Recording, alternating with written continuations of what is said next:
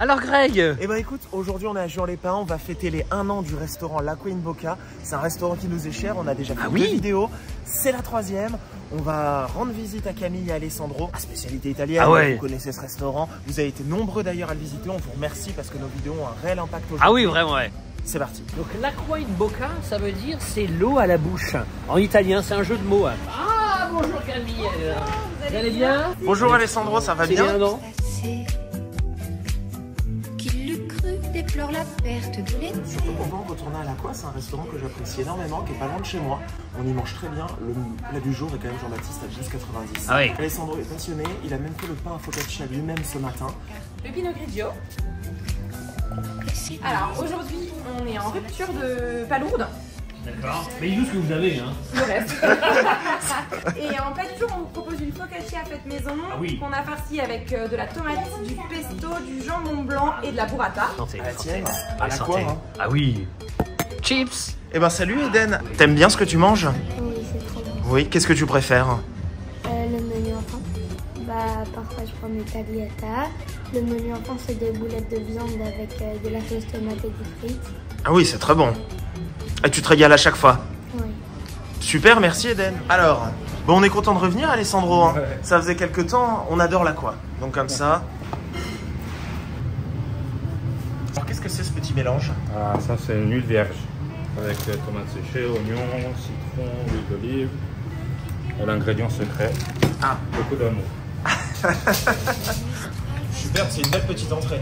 Alors la focaccia en plus c'est typiquement italien, c'est de chez vous. Tout à fait, c'est la recette de ma grand-mère en plus. Je faisais toujours ça comme pour le goûter. Pour le goûter la focaccia. Ok. Ah bah là il y a bientôt la fête de la musique.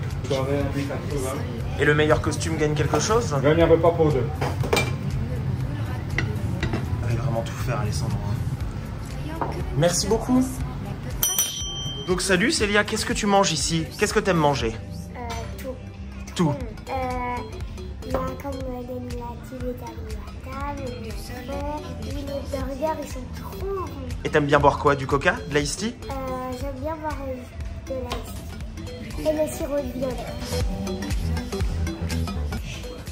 Alors, j'ai une focaccia sans jambon. Pour moi, Ah voilà, extraordinaire. sans jambon, on précise bien parce qu'on peut l'avoir aussi avec jambon. Ah, c'est un vrai La salade de focaccia. poulpe. Ah, magnifique. Je te resserre, je te fais un petit peu, pas beaucoup. Putain, Toi, petit peu une comme ça. lichette. Alors attention, donc c'est salade de poulpe. Donc moi, je suis fan de poulpe. Dès que je vois du poulpe. Ah bah oui, la au coque merde t'en as eu, je le sais. Parce qu'elle voulait que je mange autre chose, je dis non. Du poulpe. Ah oui. Poulpe. D'ailleurs, Dès Jean-Baptiste, que ça passe en été. t'as un très beau polo. Moi, le poulpe, ça peut être matin, midi et soir. Alors, dans les bons établissements, quand c'est bien préparé, je sais peut-être qu'il faut en prendre. S'il y a un plat qui nous plaît pas, on ne publie pas la vidéo. Voilà. C'est ça notre. On met un terme à la collaboration et hop, c'est terminé. Allez, santé mon grand. Santé. Toujours, l'Aqua in Bocca, c'est l'eau à la bouche. Ah bah, Tu vois, on est toujours très très bien reçus ici. toujours. Ils sont gentils, c'est des vrais professionnels. Ça aussi, c'est important dans les critères en actu, mais près de chez vous. Donc c'est parti Jean-Baptiste. Focaccia. Alors, elle est en plat du jour à 12,90. Oui. Elle est proposée avec du jambon. J'ai demandé sans jambon. Ah bah oui, protection animale. Alessandro fait lui-même le pain focaccia. Ah oui, il le fait une lui-même, burrata, non, c'est vrai, oui. Ouais, qui fond un petit peu et avec des tomates. Moi, je retourne beaucoup dans les restaurants que j'ai vraiment apprécié. Ah oui, ça c'est vrai, oui. Et je trouve que l'Aqua in Bocca, pour ce que t'as dans l'assiette et le prix, waouh, la gentillesse des gérants. Ah ouais. Je me régale, Jean-Baptiste, regarde. Alors, on part sur quoi? Tartare de saumon. D'accord. J'ai déjà coupé. On prend toujours un peu d'avance en cuisine, c'est normal. Hein.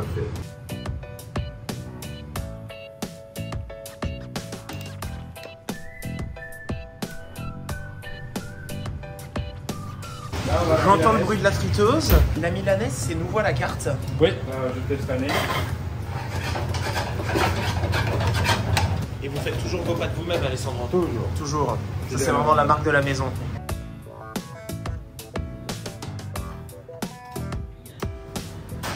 C'est parti, Camille.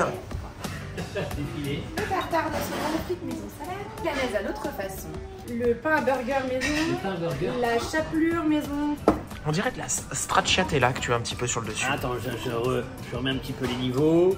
Je regarde la bouteille, t'as même pas fait le Bah, faut se calmer un petit peu. non mais on vit ou on vit pas? Oui, on vit. Bon, bah, voilà. Oui, voilà, exactement. C'est fait façon Aqua in Bocca, donc qu'est-ce que ça veut dire? Donc du coup, alors, attends.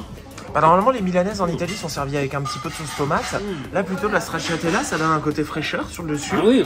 Ce qui est pas plus mal. Tiens, regarde-moi ça. Aussi bien réussi que ça, franchement.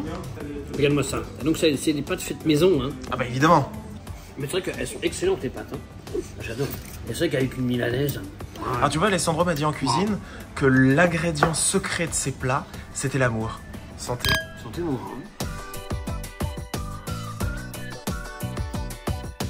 Donc, attention. le beau tartare. Bon, il est bien construit le tartare, il est bien fourni. Alors ce que je trouve très bien, c'est que tu as des copeaux de pommes, avocat, de la ciboulette, de l'huile d'olive. C'est très bon. Et on a également des tomates sèches. C'est très très bon, je me régale. Ah oui, vraiment ouais. Ah c'est hyper frais. Ça se mange tout seul. Qu'on peut trouver en été sur certaines plages privées. Là on est vraiment avec des produits travaillés, des produits frais. C'est hyper bien assaisonné. Il commande son poisson chez un très bon poissonnier.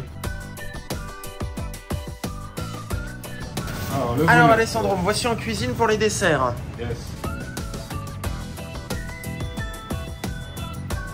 C'est vous qui avez fait le flan? Tout à fait. 100% fait maison. Et est-ce que c'est une recette de votre grand-mère? Non, recette de l'école. Je fais mon examen avec ça.